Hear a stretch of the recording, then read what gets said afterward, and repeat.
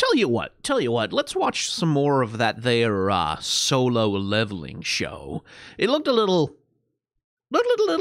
interesting, from that first episode. There's this like sort of vaguely kind of taking maybe a swipe at wage slavery under modern capitalism, which as a conceit for an isekai or isekai adjacent sort of thing, I mean, I guess that's an interesting thing. I've been curious. I've been curious to see what happens next. So, welcome along to an anime watch-along. If you haven't done one of these before, the way it works is that I've got a timer up in the upper left corner of the screen that you can see there, and that tells you exactly where I am in the episode of the anime. So what we're going to do, both of us, is we're going to reset the timer completely to 0, kaplunk, and then I'm going to say 3, 2, 1, play, and then we're both going to play, and then we're going to be more or less in sync with one another, and I'm going to react to the anime as it happens. I'm going to say things out loud when it's oh, that thing happened. That's a thing that happened. Wow, I have some thoughts about that. And then occasionally, when I have longer thoughts about the thing that happened, I will say 3,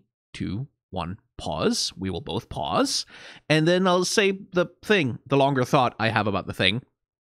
And then I'll say 3, 2, 1, unpause, and we'll keep watching it. That's basically the way it works. I am sitting next to you on the couch, digitally, as it were, and refusing to shut up during the episode of anime that you're trying to show me. So, yeah, if that sounds like fun to you, let's reset the timer to 0 and say 3, 2, 1, play.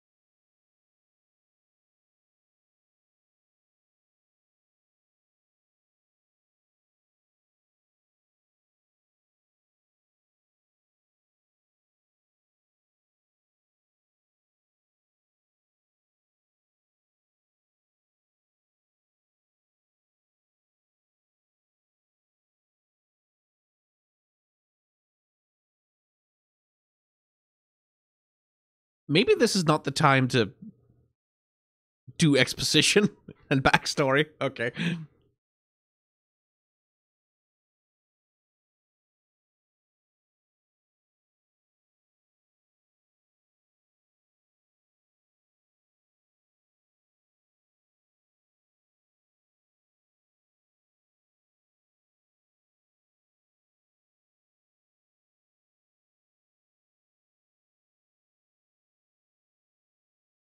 Are we doing the recap again?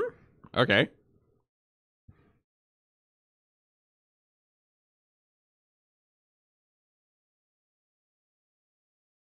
I guess we are. We are doing exactly the same recap as episode 1.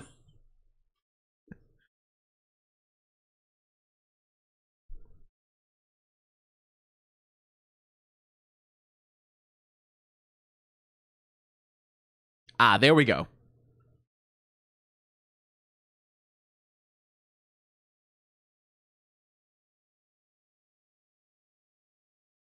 And now we're getting an intro. Nice.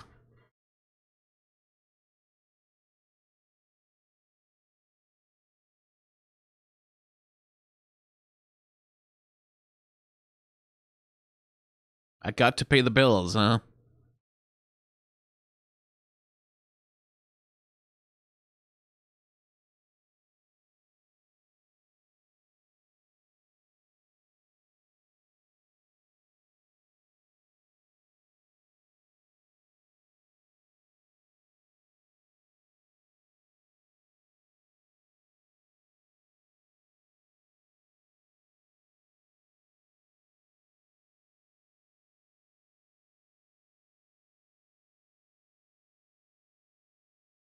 I'm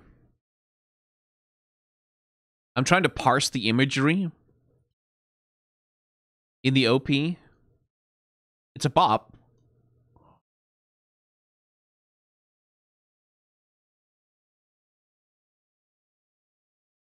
And yeah, like, as people have told me in the comments of the first watch along, the show is apparent, like, certainly the OP implies this, that it's less interested in exploring any sort of socioeconomic implications so much as it's about the power fantasy, the satisfaction of overcoming those things, right?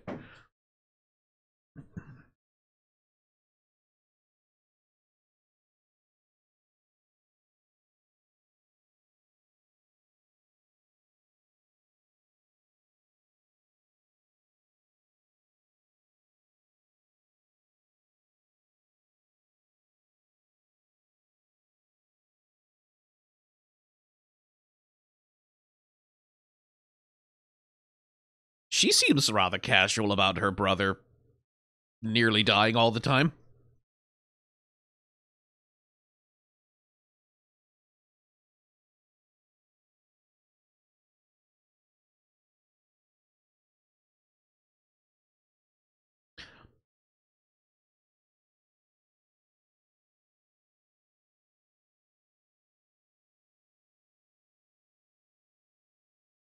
Yeah, that'll definitely work.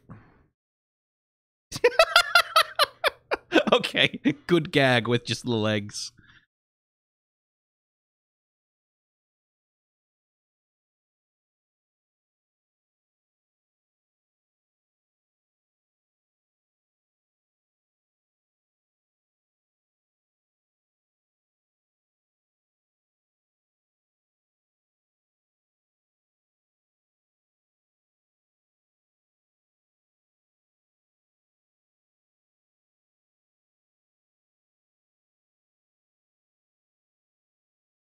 Wait, are you gonna be like, oh, this is something special only the protagonist figures out? Because that's like...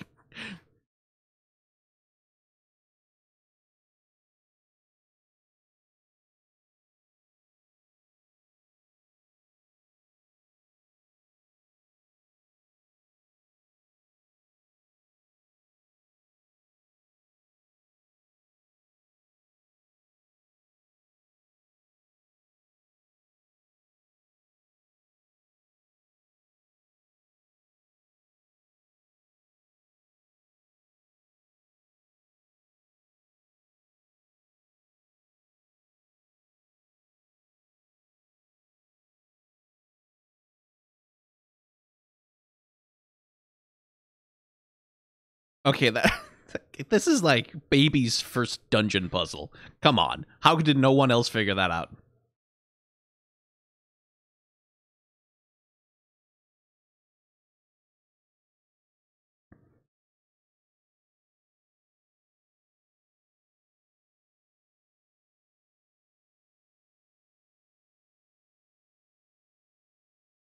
Oh, hello.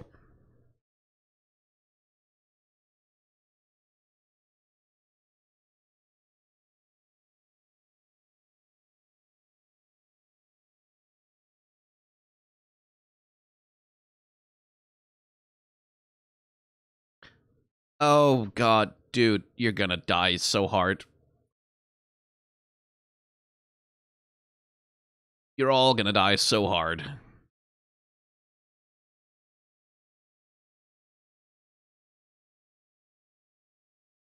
You're all gonna turbo die.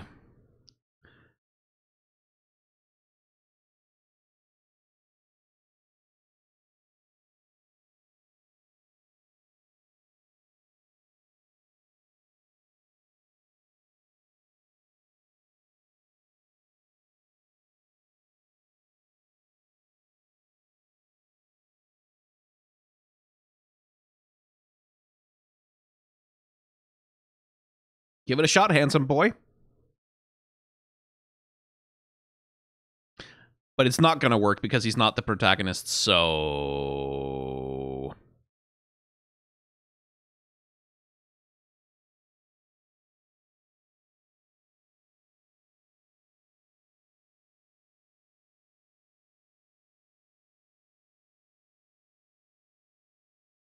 Yeah, no, that's...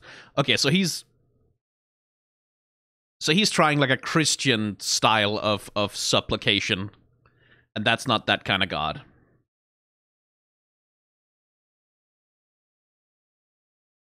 What? Ah! Oi! Jeez. Okay, you have to get real okay.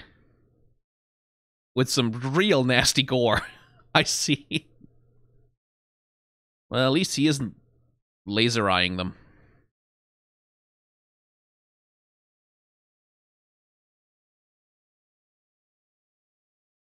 Yeah, no.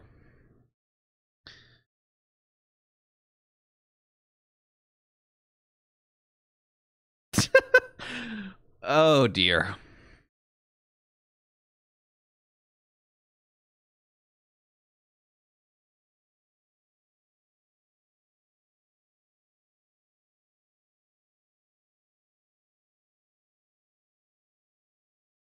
Since she's in the OP, she probably lives.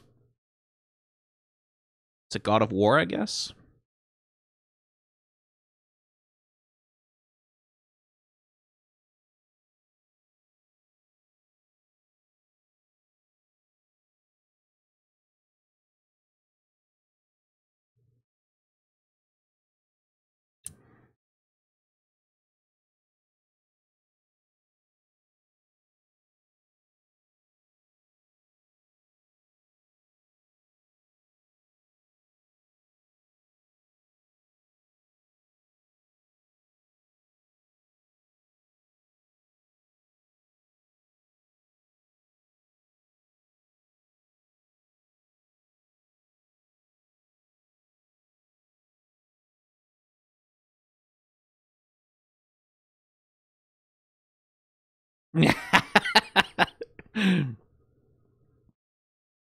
I kind of have to swap over into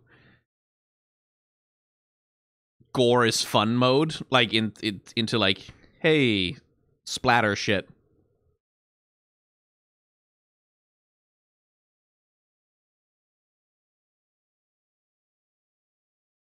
Rip Protac-kun.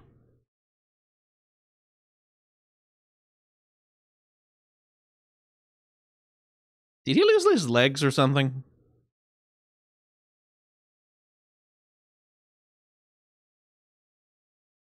I can't take it seriously because if I do, it's like, eh. Ugh. He did lose his legs.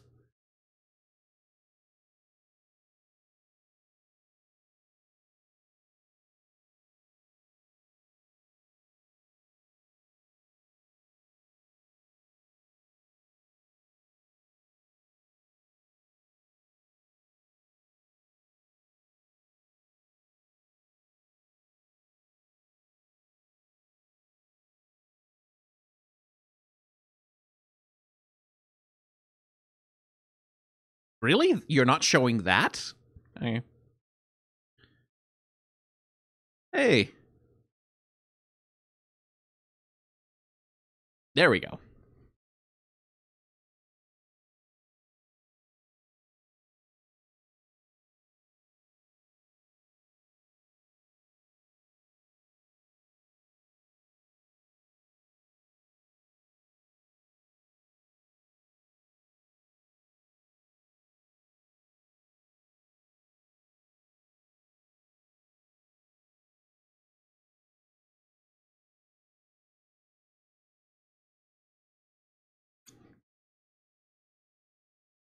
Hmm.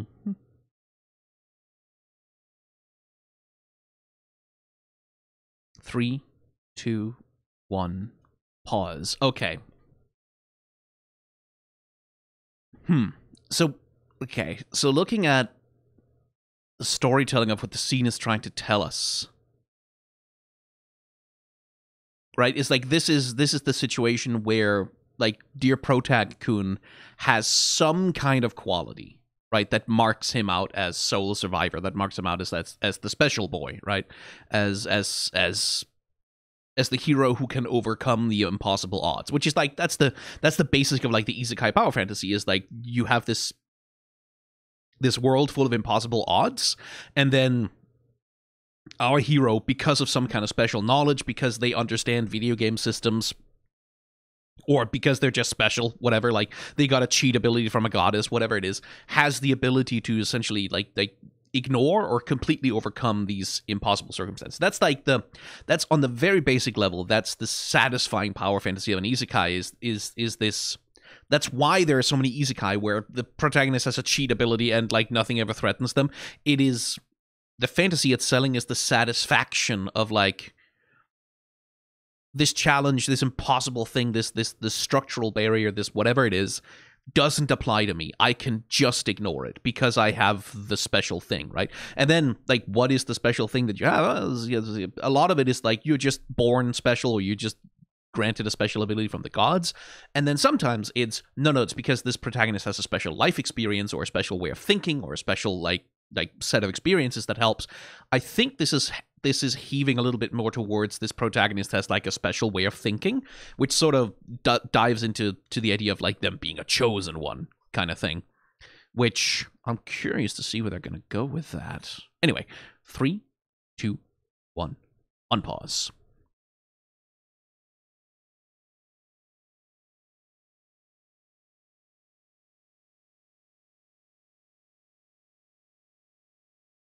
Ooh, sacrifices.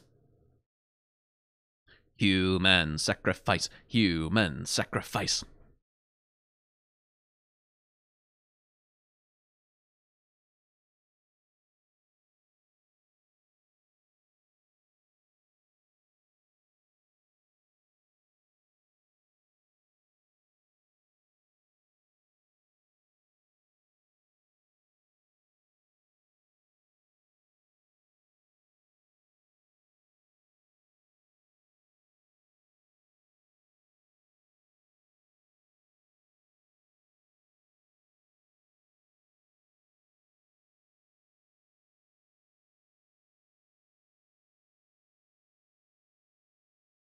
See, now that's the thing. We took a vote to decide to come here. Like collective versus individual responsibility, right?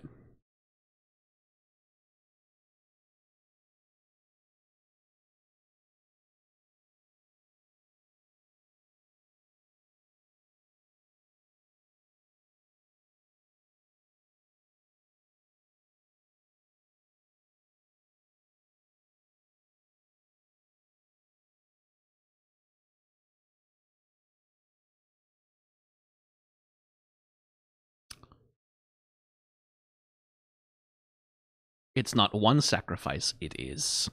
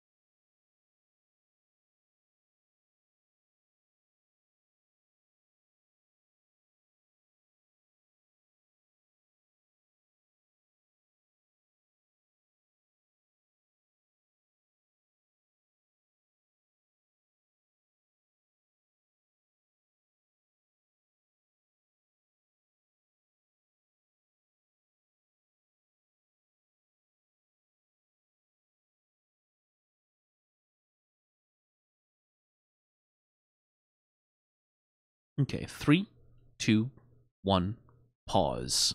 So the family back home thing, right? Like this is the motivation for our hero to like this is why he bothers to go through all this nonsense, is because he's got a mom who's sick in the hospital and he's got a sister who needs to get put through school, right?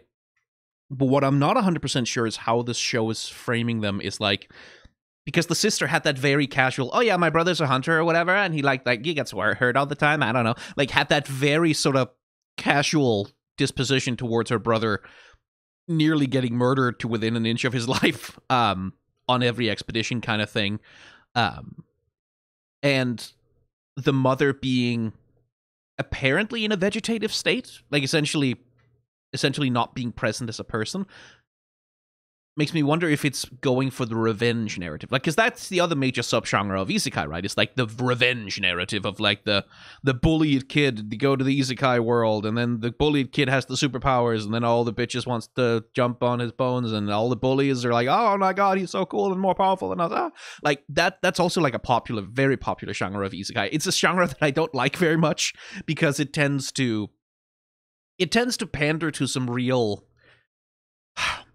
It depends. Like, there's a gradient, of course, of quality and everything, but like the worst of them have a tendency to pander real hard to incel mindset, right? Like to incel brain.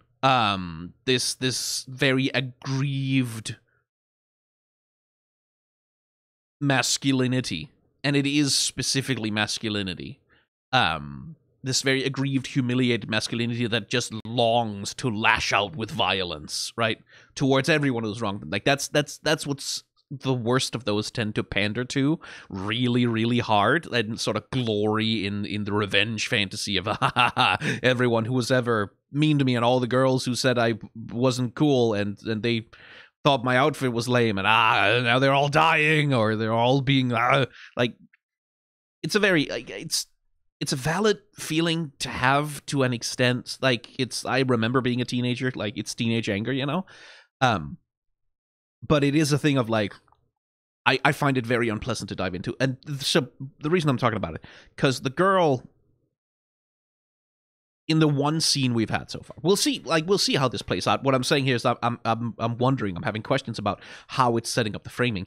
Is it that the sister and the mom are like these burdens on our protagonist, like these useless drains who are ungrateful and who simply suck him dry of resources and give him nothing back in return? Like, are we gonna get scenes of like his mom being overbearing and cruel and like being, oh, you were a disappointment to the family kind of thing? Are we gonna get scenes of his sister just being uninterested in him and like frivolous and being like a silly girl who cares about makeup and boys but not about how hard her brother is working to keep the family together? Like, is it gonna be a thing of framing them as like burdens who have been holding our protagonist back in the same vein as, because again, the show seems, at least on some level, interested in confronting the idea of like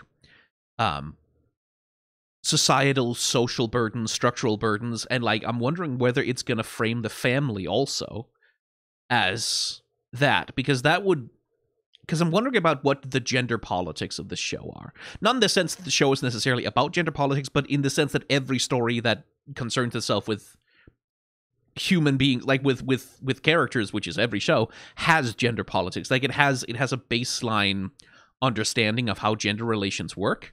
And I'm wondering where the show is going to go with that. I'm wondering. I don't know. I don't have any conclusions yet. I'm just... something about the way that the scene with the girl and the mother was framed, it sort of wiggled on the line between being empathetic to the sister and the mom and like sort of being about lighting up, like, because I think the purpose of this scene right before this sort of pivotal dramatic moment where a bunch more people are probably going to die is to highlight that our protagonist has something to come home to, right? So I think what the show is signaling is that the reason why that scene was there is because like we're supposed to go, oh, he needs to come home so that his sister and his mom are not left out in the cold. Like this is his motivation. This is something he really cares about. He really genuinely deeply loves them. And I'm wondering if that's setting up for a revenge angle where they betray all of his effort and all of his trust, or if it is a thing of like, it very sincerely believes, no, like this love is pure, this love is clean, and this love is the thing that allows you to transcend the danger and the difficulty of being a hunter. I wonder about that. I don't know yet, but let's find out. 3, 2, 1, unpause.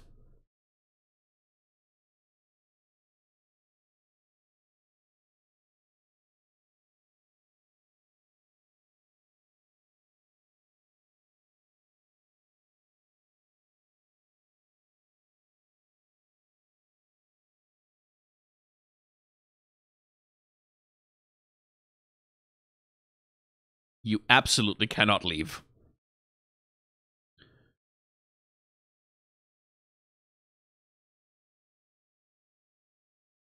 That's a timer.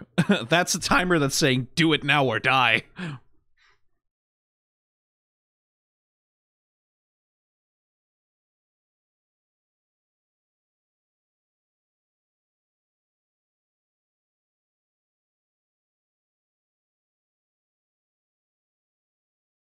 You have to blink sometime.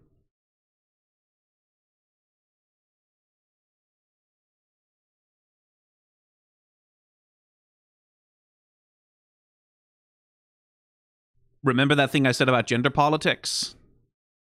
Hey, she got out!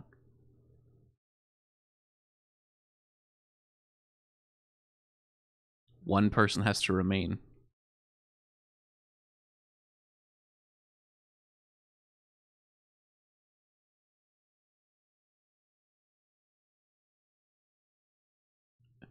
Right, so whoever has the courage to remain gets the reward, huh?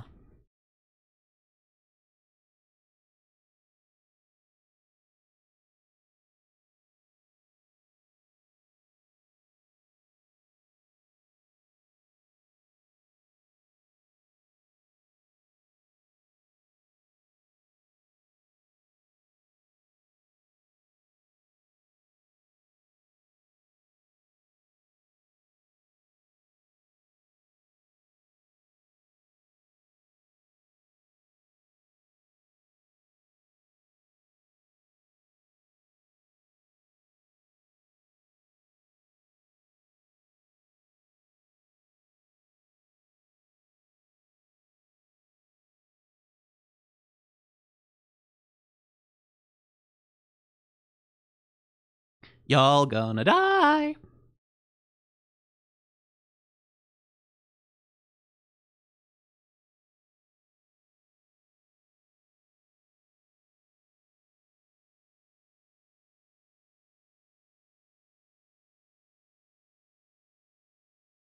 Can't you just whip your heads around real quick and, like...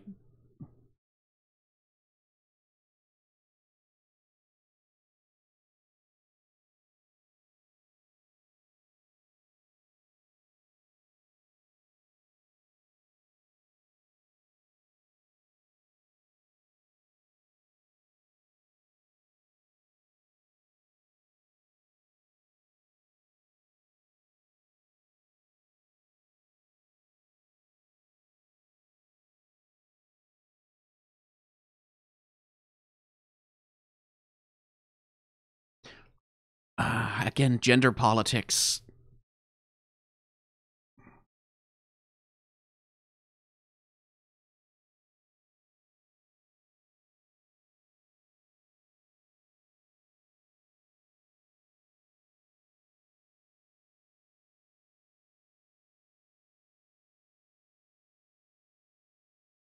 Hey, our boy's a hero. Oh, well, I mean, that works. Again, there's some... I feel like there's some gender politics happening here about womanhood and femininity.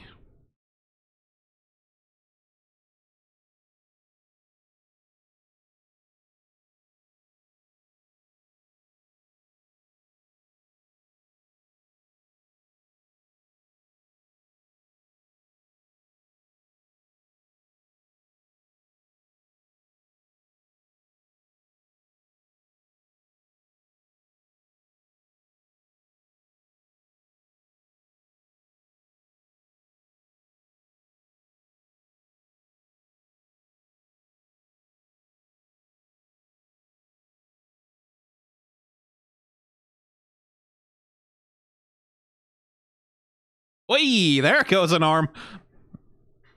Right, so we're really laying on the suffering.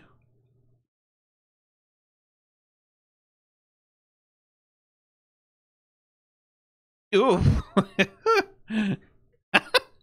I have to laugh because I can't take... taking it seriously would make it too horrifying.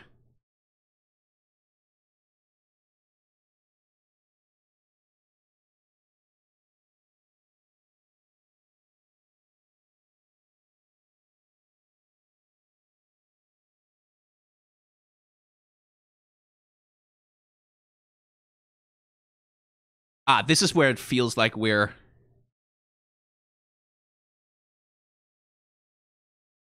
Now we're getting into the revenge fantasy, are we?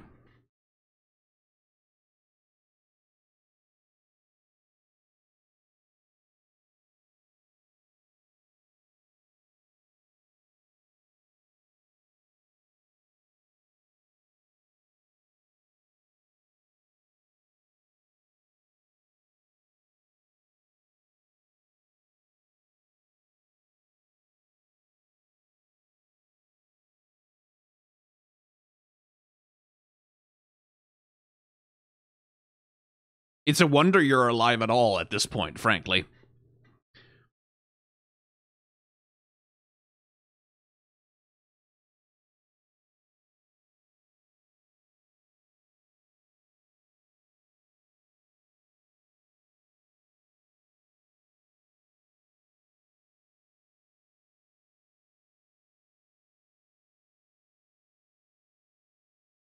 Okay, so now we're in a computer game. Oh, interesting. Are we doing a little bit of... Is that 3D or live action in the ending? 3D, I think. Some Unreal Engine rendering, maybe? Yeah. Interesting. But yeah, it's like... The thing I'm curious about this show is, like, the angle it's going to... Because, like, revenge fantasies have a tendency to be very inward-looking, right?